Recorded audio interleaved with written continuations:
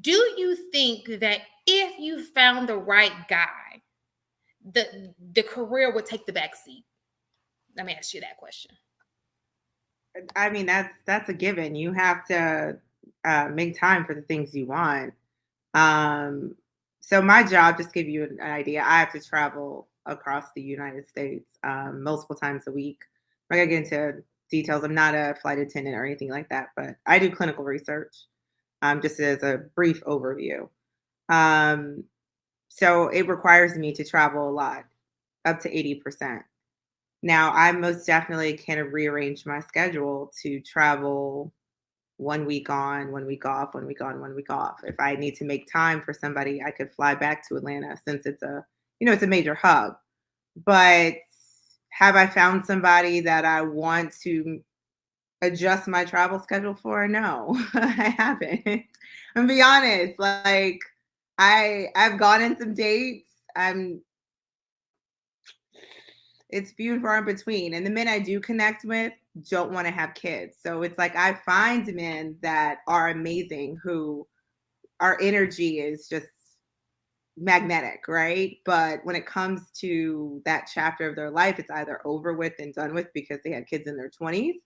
And at this point, they're empty nesting and they're just looking for a life partner, or they're older. I attract older men all the time. I mean, just like geriatric, trying to make me a sugar mama. I'm like, or sugar baby. I'm like, no, Jesus, no. My mom told me old men give you worms.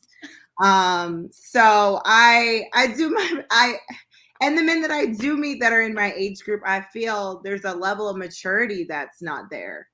Um and they're still trying to, go smoke hookah and buy sections. And my life is not about that in this point. I'm trying to build a legacy, have financial, freedom in the end. I'm not trying to be off Far Road every weekend trying to buy a section that's actually a restaurant that you're buying a booth for $600 when you can go eat for free during the day. That's just not what I'm doing either.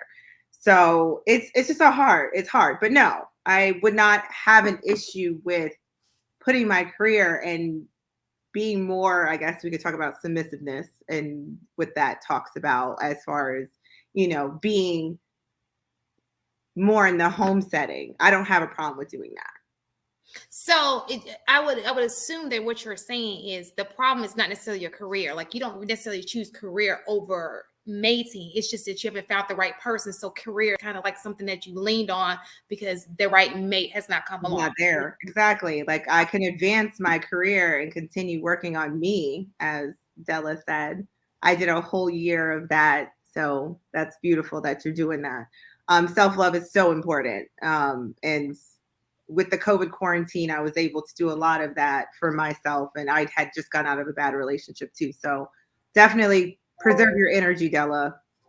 You learn it young.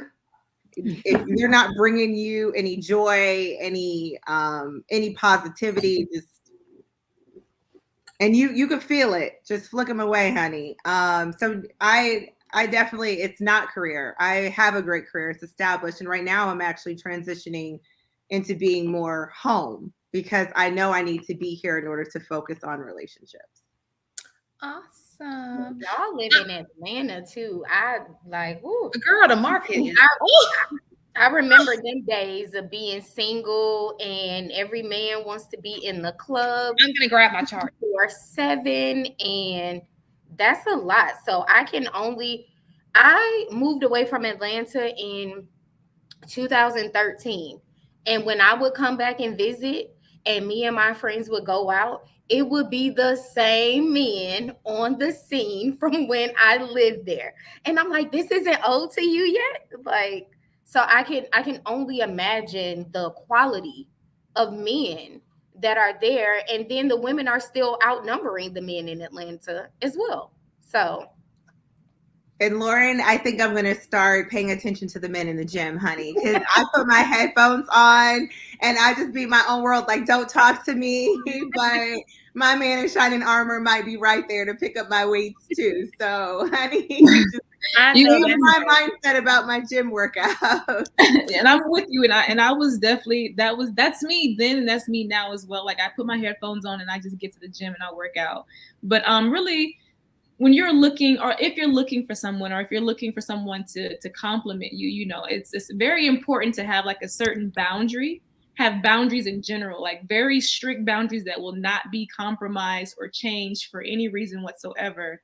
And this may be leaning into the whole conversation about, you know, are your standards too high or too low or whatever the case may be. But when you think about the necessity of boundaries, you realize that your boundaries say not only to yourself but to other people that this is how I want to be treated, and this shall never be, you know, criticized or broken down for any reason, not even for myself or anyone else. And so when you have boundaries that are in place, you get to actually vet the people accordingly based upon your boundary. If you want to be respected and loved and considered and appreciated, anyone not doing that, that's they move aside. You know, they're stepping aside because we're not having that conversation. We're not communicating. We're not even going to parlay in that area.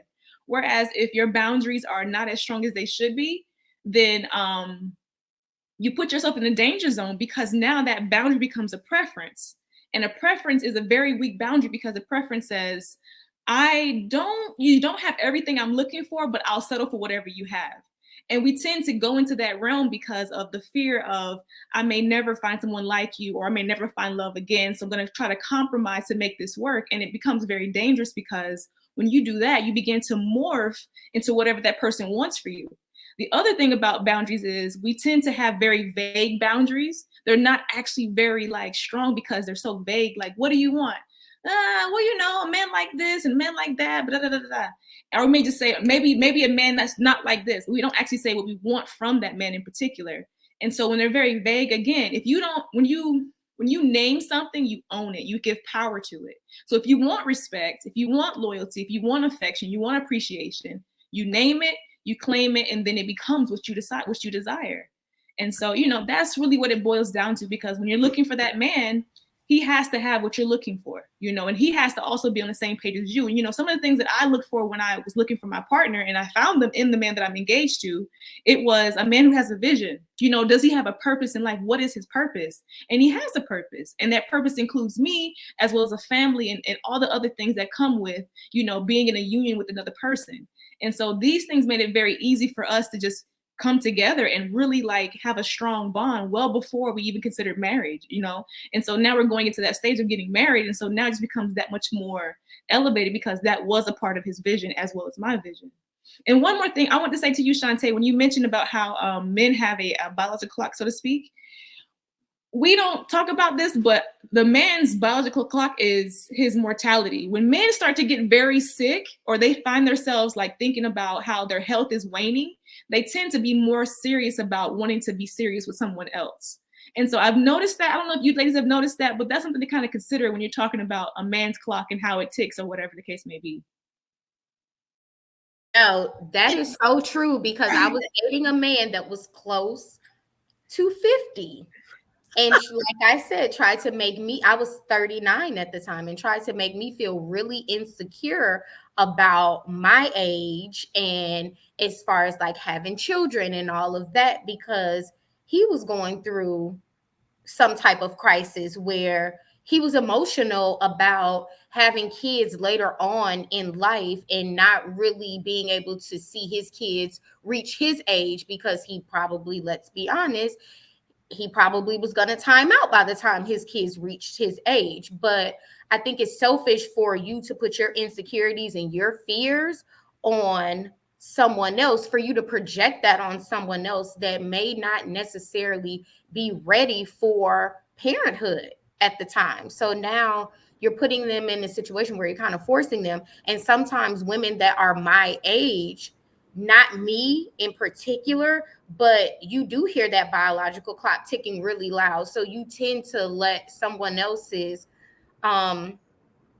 words come over you, and tell you like we have to do this now because the window of opportunity and the chances for having a child with Down syndrome and this that and the third. So we tend to let someone else's insecurities and words kind of put us in a place where, okay, we have to do this. And the reality of it is that you don't. We still need to take the time to really get to know the person that we are going to create life with and share a union with.